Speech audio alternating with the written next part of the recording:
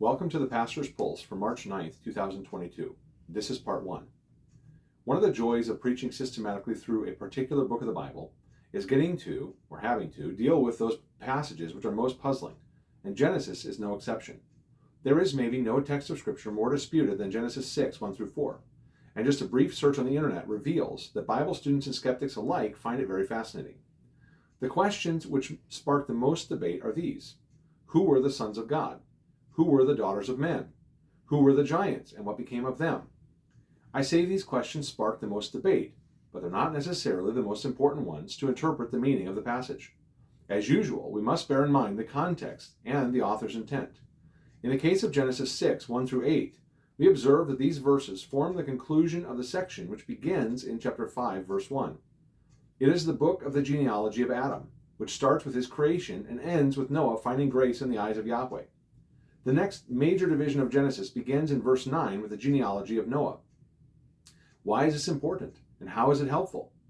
When Moses records the status of the human race in the first third of chapter 6, he is drawing a conclusion about the descent of man from the perfection of the Garden of Eden to the absolute moral corruption which had overspread the whole earth in just 10 generations' time.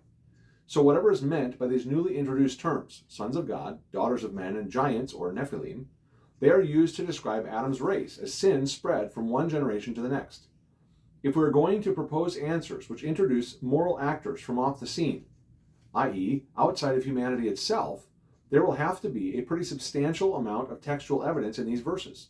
It will not do to appeal to other texts of Scripture in order to define these terms, unless we can find warrant for those definitions in Genesis 6. There's one exception to this principle, as I see it. Namely, that if there is an earlier reference to the sons of God, daughters of men, and or Nephilim in Scripture, then it could be argued that the earlier context defined these terms, and Moses was simply using them by their accepted definition. It turns out there are 3 such uses of the expression sons of God in the book of Job, which was arguably written prior to the books of Moses. So while the events of Genesis 6 certainly predate those of the book of Job, it is possible that Moses was depending on a definition of the sons of God provided by Job. Can we prove that Moses had access to the book of Job prior to writing the account in Genesis? That's doubtful. We just don't know enough about the date and origin of the book of Job, or how it came to be known to the Israelites and included in the canon of Scripture.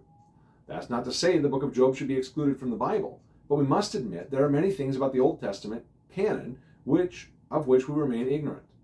Just because it's possible that Job was written earlier than Genesis, and it's possible that Moses had a copy of Job from which he borrowed terminology, it does not automatically follow that he intended us to read the phrase sons of God the same way in Genesis 6 as Job.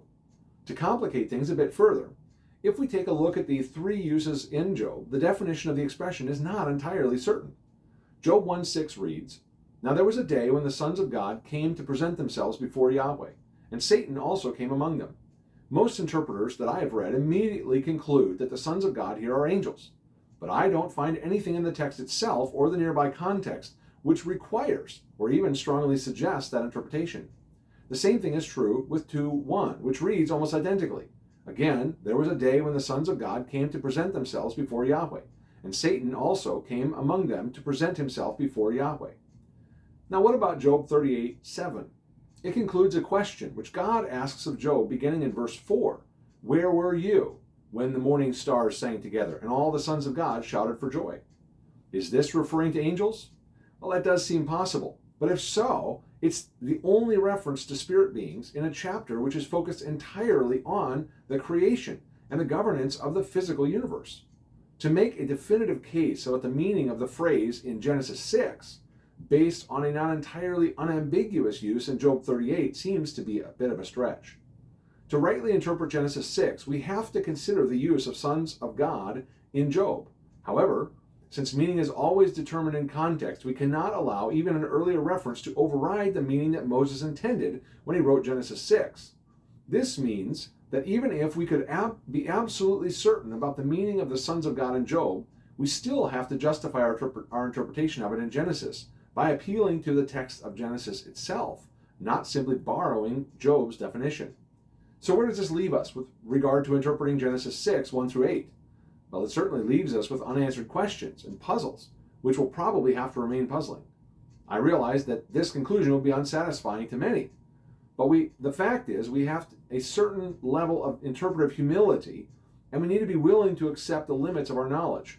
What is clear and not in dispute in Genesis 6, 1 through 8, is that in just 10 generations, mankind had become so corrupt, so immoral, so offensive to God's holiness that he decided to destroy the entire creation he had made, from man to beast to bird.